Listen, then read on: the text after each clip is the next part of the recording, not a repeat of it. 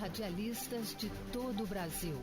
É hora de noticiar os fatos que ajudam a construir um novo país. Direto dos estúdios da Empresa Brasil de Comunicação em Brasília, vem aí a Voz do Brasil.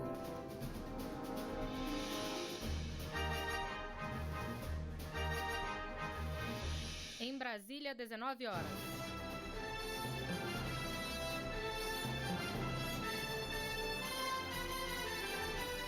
Está no ar a Voz do Brasil. As notícias do governo federal que movimentaram o país no dia de hoje. Olá, boa noite.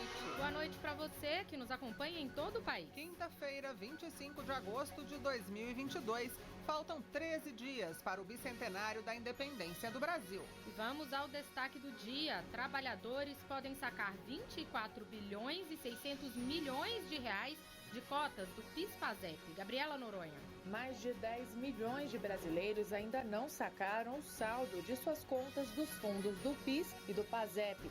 Vamos falar sobre como consultar e sacar os valores. Você também vai ouvir na Voz do Brasil. As primeiras projeções para a próxima safra de grãos são tema da entrevista do dia com o presidente da Conab, Guilherme Ribeiro.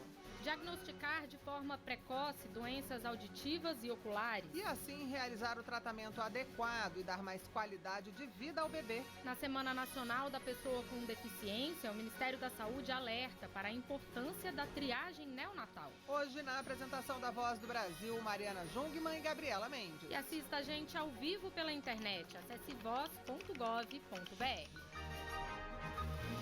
Uma safra que pode chegar a 308 milhões de toneladas. A projeção é da Conab, a Companhia Nacional de Abastecimento, com destaque para o milho, a soja e o algodão. E para falar sobre o tema, conversamos ao vivo com o presidente da Conab, Guilherme Ribeiro. Boa noite, presidente, bem-vindo. Boa noite, Gabriela. Boa noite, Mariana. Boa noite a todos. É um prazer retornar aqui. Presidente, a safra de 2022-23 deve produzir 308 milhões de toneladas.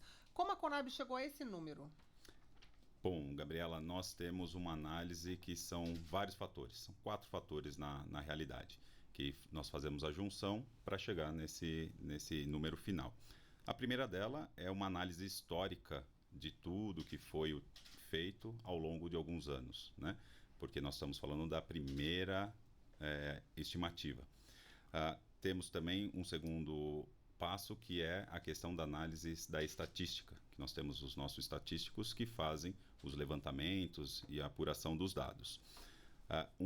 Terceiro aspecto, que foi a inclusão da inteligência artificial, que é a inteligência das coisas, né, da internet das coisas, da IoT, que também se juntou, e a tecnologia, trazendo tecnologia para nos ajudar na finalização dos dados.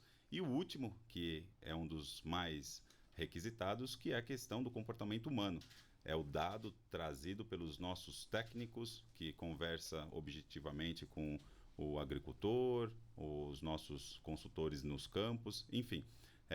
Trazendo essa junção para a matriz, fizemos apuração, levantamento, e chegou-se a esse número de 308 milhões de toneladas. Agora, presidente, no que a gente é forte? Quais são os itens que estão aí contribuindo para esse resultado? Bom, como sempre, a nossa safra é dada do soja, milho, que são os nossos principais culturas que nós levamos, e também tem aí o algodão, puxado aí por uma incidência que nós temos uma projeção muito boa. Então são essas 3 culturas principais que a gente mantém sempre como o carro-chefe do Brasil. E quais seriam as principais diferenças em relação à safra passada? Bom, nessa safra que nós estamos agora, né, terminando, nós tivemos um problema da questão hídrica muito forte, que afetou o início do ano, a região sul, como nós já trouxemos da outra vez, e o pedaço do Mato Grosso do Sul. Então, a diferença dessa é que a expectativa é que não haja essa falta hídrica e que nós consigamos ter uma produtividade maior dentro de tudo da sua normalidade. É isso que a gente está esperando e projetando para essa safra 22-23. Então, vamos começar a falar assim, um pouquinho de cada uma dessas principais culturas, começando pela soja. Nossa produção também vai ser maior esse ano do que em relação à safra passada? Vai sim, Mariana. A nossa expectativa, a estimativa do nosso levantamento é que, se tudo mantiver na normalidade, como nós estamos anunciando, é que haja uma produção recorde, né, tanto da produtividade como da produção, de 150 milhões de toneladas para a soja. Então, nós estamos falando aí de um crescimento de em torno de 21% em relação a essa atual safra, né, de aumento para isso. E, obviamente, o aumento na produtividade, que é o que interessa, é o aumento da produtividade em nível dos hectares. Então, com relação à área também, nós estamos estimando uma área plantada de 42,4 milhões de hectares, então uma belíssima área. Então, a gente, com relação à soja, nós temos esses números que será recorde, mais uma vez, de 150 milhões de hectares, se tudo mantiver, o clima não nos atrapalhar. E esse recorde a gente pode esperar também nas exportações? A demanda internacional continua alta? Sim, continua alta, sim. E nós vamos ter, em termos de consumo interno e externo, a normalidade. E vamos, consequentemente, fazer uma exportação maior, em torno de 92 milhões de toneladas. É a estimativa que a gente tem para exportação, 92 milhões de toneladas da soja para exportação. Presidente, e o algodão, que inclusive aqui no Centro-Oeste a gente vê muito nas estradas por aí, a gente vai manter essa produtividade alta também? Também vamos bater recorde de safra? Sim, o algodão também é uma outra cultura que vem crescendo muito. E há aí uma estimativa que nós tenhamos aí uma colheita de 2,9 milhões, né, de toneladas, estimando algo em torno de 2 milhões de toneladas exportados, né? Então, como está tendo uma boa rentabilidade da cultura, o produtor se anima, então falando o português mais claro e fácil, e há essa procura pela cultura. Então, haverá uma maior produtividade e uma maior produção também do algodão. Agora, presidente, para o milho, as estimativas indicam uma redução de área plantada na primeira safra. Isso pode afetar a produção? Não. Como você disse, essa redução se dará na primeira safra. É algo muito incipiente. Nós estamos falando algo em torno de menos de 1% do total.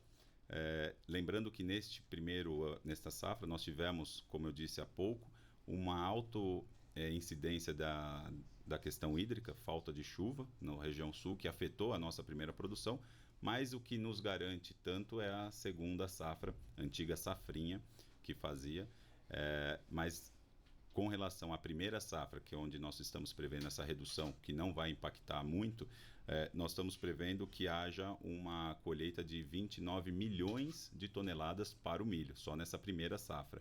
Então, também será um recorde para esta cultura. Lembrando que ela sempre, como eu disse, ela é maior na segunda safra, que nós devemos colher em torno de 94 milhões de toneladas. Então, é uma safra recorde também, que nós estamos esperando ao todo 125 milhões de toneladas. Agora, presidente, saindo um pouquinho aí, então, desses campeões de produtividade, mas falando de dois itens que estão presentes na vida dos brasileiros em todo o país: arroz e feijão. Como é que a gente tem, quais são as projeções que a gente tem para eles? A safra vai ser suficiente para abastecer o mercado interno? Vai sim, Mariana. O arroz e feijão é o carro-chefe nosso, né, da comida brasileira, não pode faltar arroz e feijão. O principal produtor do arroz, falando especificamente do arroz, é o Rio Grande do Sul. E nós estamos prevendo aí uma estimativa de produção em torno de 11,2 milhões de toneladas para o arroz. Abastecimento suficiente para o nosso consumo interno. E com relação ao feijão, o feijão tem uma questão muito interessante, que nós temos 3 safras e ela automaticamente regula-se o mercado de acordo com a demanda e a oferta. Então, se houver um maior consumo, a gente tende a plantar mais ao longo das 3 safras. Então, nós estamos também prevendo uma produção de em torno de 3 milhões de toneladas e um consumo interno de 2,8 milhões de toneladas. Então, consumo tranquilo e produção mais do que necessária para os brasileiros terem seu arroz e feijão no prato. Agora, presidente, você disse que tudo isso depende das condições climáticas, né? A Conab leva em consideração as tendências do clima para fazer essas projeções? Sim, as tendências do clima são necessárias. O que pode afetar aí a alteração, né, da nossa projeção é o clima ou alguma coisa econômica, alguma alteração da economia bruscamente, né? Então, são esses dois fatores. E com relação ao clima, a gente consegue fazer um monitoramento, claro que mais próximo do dia que nós estamos fazendo o levantamento, então não há condição de nós projetarmos, fazermos previsões muito dispersas, muito longas, né? Mas nós temos parcerias com o IMET, que isso nos ajuda. O IMET é um grande parceiro nosso. E quando começar a nossa safra, principalmente da soja, falando da soja, nossa campeã, que vai ser a semeadura agora, próximas de outubro, as análises com relação ao clima se intensificarão cada vez mais para a gente fazer essa análise e passar para o produtor se prevenir, se proteger caso haja necessário. Lembrando também que é muito importante nós falarmos que o fenômeno da Laninha, que aconteceu no ano passado, se manterá este ano, mas com uma intensidade menor. Mas ainda não dá para nós dizermos que isso vai se continuar, vai afetar muito a produção. De acordo com os nossos dados e pesquisas, é que será de baixa intensidade e com isso nós teremos uma produção mais tranquila do que foi a do ano passado. Isso vale também para a pecuária, presidente? Como é que são as projeções para o mercado de carne? Sim, isso é interessante falar, Mariana, que ontem nós fizemos a divulgação da perspectiva da safra e pela primeira vez, de uma forma inédita, nós lançamos também a questão da pecuária. Então nós abordamos sobre a carne bovina, frango e suína também, né? Falamos da produtividade, da produção, do que cada uma vai estar dentro. Lembrando que a soja e milho, principalmente, o milho é uma cultura que está dentro da ração para esses animais, né? Afeta muito o preço final, diretamente, né? O preço. O preço dos insumos, por enquanto, há uma tendência de manutenção desses preços, então não há uma expectativa de queda, mas o criador aí, nesse caso, tem que ficar olhando a questão dos custos, né? A redução de custos. E só para te dar um dado aqui, nossa projeção é de um aumento na produção da carne de frango de 2,5%, num total de 15,5 milhões de toneladas produzido. A carne suína, um aumento de 5,3%, um consumo aí, uma produção de 5 milhões aproximadamente de toneladas. Lembrando que a carne suína está aumentando o consumo brasileiro, ainda ela é incipiente comparando com as outras carnes, a suína está aumentando, e a bovina, haverá um aumento de 2,9%, aí uma produção de 8,66 milhões de toneladas. Aumento na produção, Na produção, isso. Agora, presidente, em resumo aqui para a gente finalizar, essas projeções todas que o senhor deu aqui, a gente pode encerrar dizendo que, de forma geral, a produção brasileira é suficiente para abastecer o mercado interno e ainda garantir o país como um grande exportador de alimentos. Sim, como sempre, o Brasil continua como um grande celeiro, a gente sempre fala isso. Estamos garantidos para a nossa produção e consumo interno para o ano que vem e também vamos garantir alimento para o mundo. Então, lembrando que também isso irá afetar bastante, uma vez que teve a guerra entre Rússia e Ucrânia, e o Brasil será o grande divisor aí para auxiliar e levar esses cereais, esses alimentos que são necessários para a alimentação mundial e brasileira. Bem, conversamos então com o presidente da Conab, Guilherme Ribeiro. Obrigada pela sua entrevista aqui à Voz do Brasil, presidente. Eu que agradeço, é um prazer. Boa noite. 24 bilhões e 600 milhões de reais ainda estão disponíveis para trabalhadores que possuem cotas nos fundos PIS/PASEP. Se você trabalhou com carteira assinada entre 1977 e 1988, pode estar entre os que têm direito a sacar o benefício. Saiba mais sobre quem tem esse direito e como sacar. Mais de 10 milhões de brasileiros ainda não sacaram o saldo de suas contas dos fundos do PIS, Programa de Integração Social, e do PASEP, Programa de Formação do Patrimônio do Servidor Público. Com isso, cerca de 25 bilhões de reais ainda estão disponíveis para saque. Quem trabalhou com carteira assinada em empresas privadas ou órgãos públicos entre 1971 até 88 tem direito a sacar o benefício a qualquer tempo, como explica Edilson